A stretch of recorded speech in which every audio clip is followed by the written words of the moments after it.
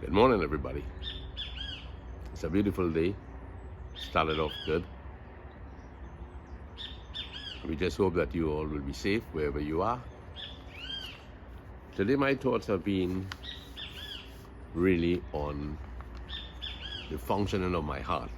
Most people would know that I went last week to have a review of my heart's condition, and I got the report only yesterday. I can't say that I understand everything in it. In fact, I probably understand nothing in it, except that the heart's function remains within the 30 to 35 range. But I feel well, and I hope that in January, early January, I will be able to see the cardiologist then.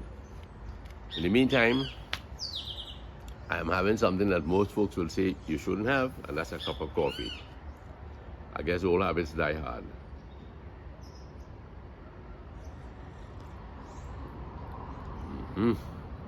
Coffee boy. You know the old Panyol blood now. And to support the bill, all you remember this kind of fig? Sikie fig they call it. Sucre or sikie, but we say sikie in Trinidad. So,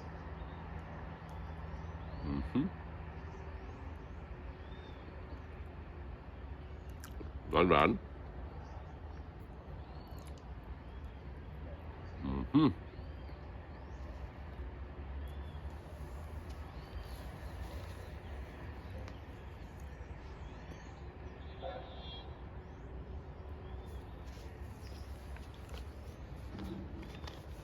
You know, most people are afraid of heart attacks and perhaps do nothing about it. I was very careless with my heart's condition. I used to play tennis, and signs began to show themselves on the tennis court, and I kind of ignored them because I felt I was doing enough exercise to be healthy. But I suppose that's not enough, really. You hardly ever hear doctors give their side of the story if they have a heart attack. For instance, I was watching my cardiologist yesterday. He wasn't able to see me, but I saw him from a distance, and I was wondering, how would he fare if he had a heart attack? Of course, he would have to go to some surgeon, be taken into, registered in some clinic. It shouldn't be hard for him to achieve. But the fact is, heart attacks can come anytime. So when I had mine in 2019, it came into my mind that I should do something, and I was going to call it pump action. But because printing is a problem, and my publisher Lyndon is quite busy these days, he's gone from bushman to woodsman, making cabinets and whatnot. So it is imperative, however, to get this stuff out. I have a friend also in the States called Omar Prasad, and earlier in July there, we did something on his heart attack. He has quite an interesting narrative, Omar's first heart attack. But the one I want to really promote today is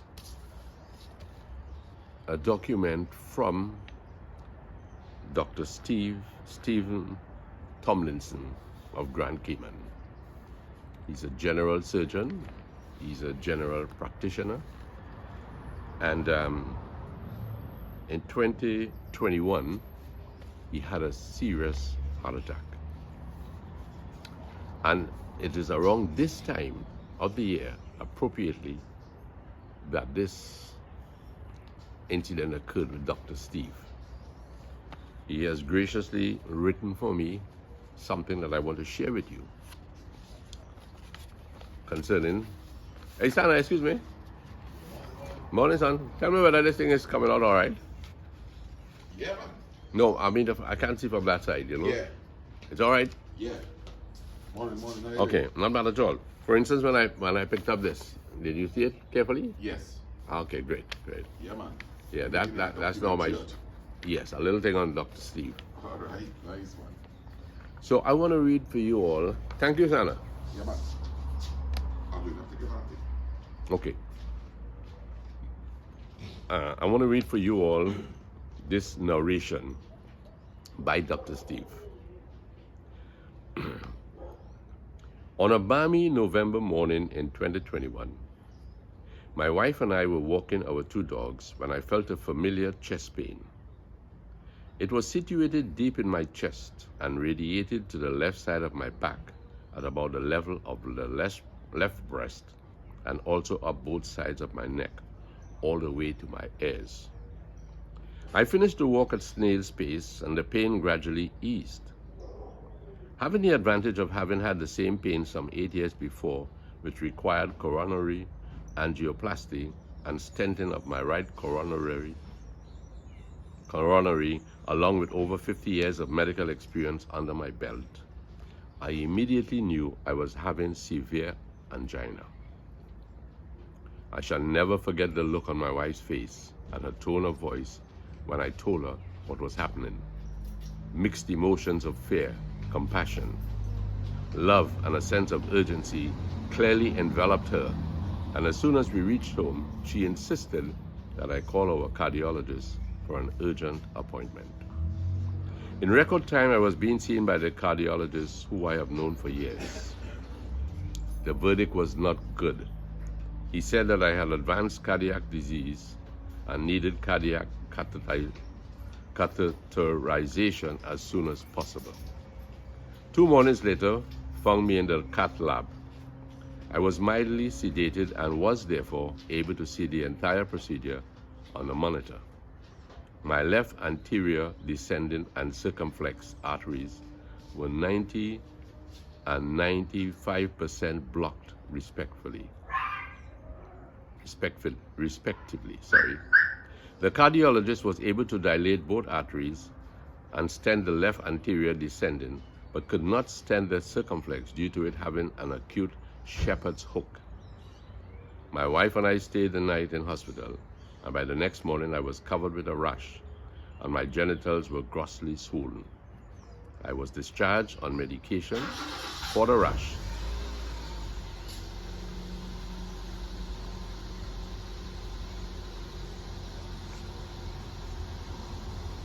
I was discharged on medication for the rash and swelling and started on an anticoagulant.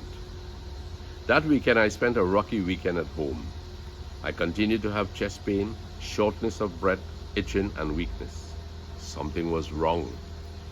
4 days later, while sitting in the study with my wife, an excruciating pain struck in the chest, which I shall never forget. It spread over my entire chest, shot into my ears, and my entire life felt like it was draining out of me. I managed to tell my wife to call my sister. Serendipitously, she and a faithful servant of God happened to be minutes away. I remember being helped to her car, but the drive to the hospital is partially blurred. But I do remember horns honking, hazard lights flashing, and traveling at breakneck speed. For the first time, I realized that my sister was a race car driver. The comfort that I felt as that servant of God held me is unforgettable. It was so consoling. Sana? Now, when I'm trying to read this, and I thought I found a very quiet spot, here I am now, having to battle with a purring vehicle.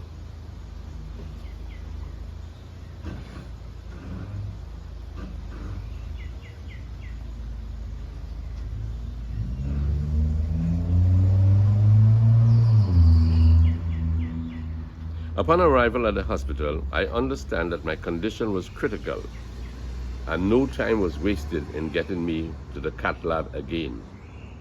Apparently, I signed my own consent with strict orders not to open my chest, and that I would instead prefer to die. This I only learned after I recovered, but I know now that God was in control. I was taken from the cath lab to the ICU, and there I spent the night. The burning and itching of the skin that I experienced that night were close to intolerable. I ended up staying 1 week in hospital due to the generalized allergic reaction. I was swollen from head to toe, and later all of my skin beside my face peeled off. My kidneys also struggled to cope. The cardiologist explained that the severe pain that forced me to return to hospital was caused by blood clots forming in all the arteries that they had worked on the first time. For the next 3.5 months, I waited and waited to see if I would recover, but I didn't. We decided to seek another opinion in the United States. In addition to the damage to the left main stem, I had blockages in the coronary arteries and would also need triple bypass surgery. Here I come. I am fortunate to have had a surgeon who pioneered a minimally invasive method to perform heart surgery, which is far easier on the body than a sternotomy.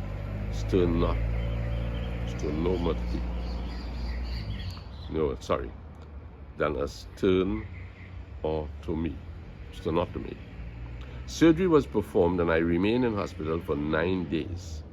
Recovery was eventful. On the first night after surgery, I understand, there was difficulty maintaining my blood pressure and regulating my heart, which fluttered and fibrillated. Recovery was no walk in the park.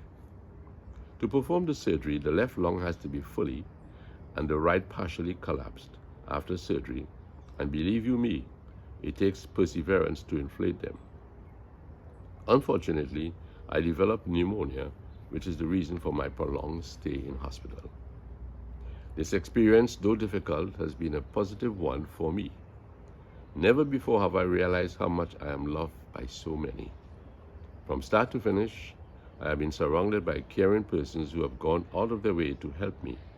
And having been the beneficiary of such love, I am so thankful, and it increases my desire and resolve to reciprocate. The popular saying, love and marriage is like horse and carriage, can well be applied to medical doctors. Empathy and doctoring is also like horse and carriage. Pity it doesn't rhyme. This experience has definitely increased my compassion and empathy for patients, especially those with pain. This experience has also increased my awareness of my human frailty and increased my faith and trust in God. Finally, I thank God for His kindness and mercies, my wife for her loyalty and dedication, my entire family, the church family, doctors and nurses, colleagues in my practice, and so many in the community for all their many gestures of concern and care. And Dr. Steve, I want to thank you for coming forward and sharing this experience with us. I feel it in my heart. For those who go through such pain, I asked Dr. Steve for, let's tell the people something this season. And his warning was, do not overeat. Eat in moderation. Do not overeat. Eat in moderation. I believe that it is vital to follow the doctor's instructions. So once again, Dr. Steve, thank you very much. Thank you very, very much. Now I will show you all Mama Lou's garden.